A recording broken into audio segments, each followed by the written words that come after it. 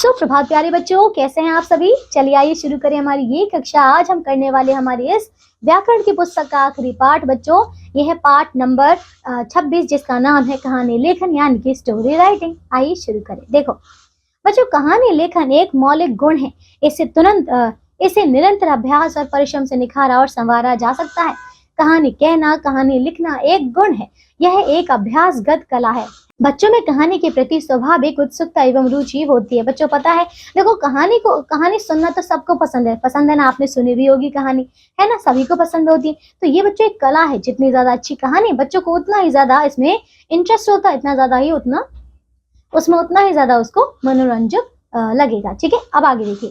कहानियों के अनेक रूप हैं। वे पशु पक्षी, परियों, भूत प्रेतों, राक्षस, जंगल तथा हमारे रोजमर्रा की जिंदगी में आने वाली समस्याओं को लेकर लिखी जाती है। जीवन और जगत का कोई भी ऐसा विषय नहीं है जिस पर कहानी ना रची जा सके, है ना। जो आप कोई भी कहानी बना सकते हैं किसी भी विषय के ऊपर, है ना। कहानी लिखते समय निम्नलिखित बातों का ध्यान रखना चाहिए। देखो बच्चों, कौन सी जरूरी बात है। सबसे पहले कहानी का विषय और क्षेत्र निर्धारित करना चाहिए। दूसरा, उसके आकार, प्रकार और सीमाओं पर विचार करना चाहिए। तीसरा, उसकी कुछ रूपरेखा लिख लेनी चाहिए। फिर है उसकी घटनाओं और पात्रों की कुछ रूपरेखा निश्चित कर लेनी चाहिए।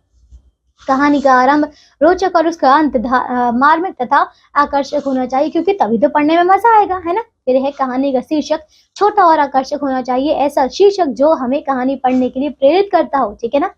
फिर कहानी की भाषा सरल, सुबोध और गतिशील होनी चाहिए। ठीक है बच्चों, तो ये थी हमारी कुछ मुख्य बातें। आइए अब हम कहानी जो यहाँ पे दी गई बच्चों कुछ उन्हें पढ़ लेते हैं। देखो पहला बच्चों हमें शीर्षक दिया है राजा का न्याय। आइए पढ़ते हैं इस कहानी को। देखिए, एक राजा अपने न्याय के लिए बहुत प्रसिद्ध था। प्रजा उस राजा की बहुत प्रशंसा करती थी। अपराधी राजा के न्याय से डरते थे।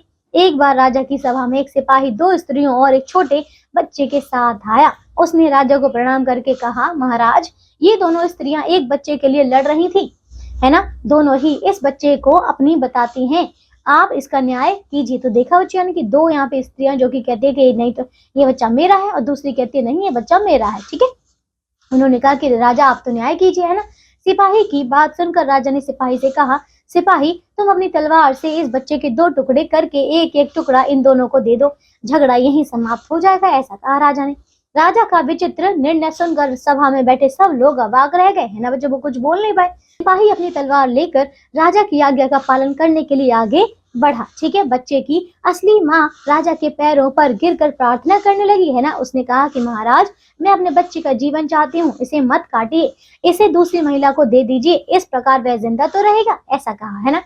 राजा ने दूसरी औरत की ओर देखा, वह चुप खड़ी थी। पहली औरत की प्रार्थना सुनकर वह खुश हो रही थी, परंतु न्यायकारी राजा वास्तविकता को जान गया था, है ना बच्चों। राजा ने सिपाही से कहा, सिपाही यह बच्चा इस नारी को दे दो, दूसरी महिला अपराधिनी है, इसे जेल भेज दो, है ना।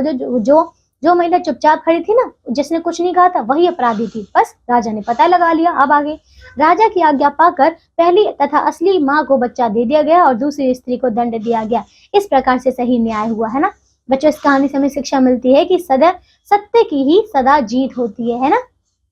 थी ना बच्चों बहुत अच्छी कहानी। अब देखिए आगे क्या है। यहाँ पे दूसरा शीर्षक है बच्चों जैसे को तैसा। अब ये वाली कहानी आप स्वयं से पढ़ेंगे। तीसरा है बच्चों इसमें देखो संगति का फल। आइए इस कहानी को हम लोग पढ़ लेते हैं। ठीक है, देखिए, संगति का बहुत प्रभाव पड़ता है ना। जिसके संग हम रहते हैं उसका हम पर जरूर प्रभाव पड़ता है। आग के समीप रहने से गर्मी अनुभव होती है, बर्फ के समीप रहने से ठंडक प्राप्त होती है ना बच्चों। इसीलिए संगत बहुत ज्यादा इंपॉर्टेंट है। ठीक है, रामपुर गांव में एक अध्यापक रहते थे। उनका नाम ईश्वर चंद्र था।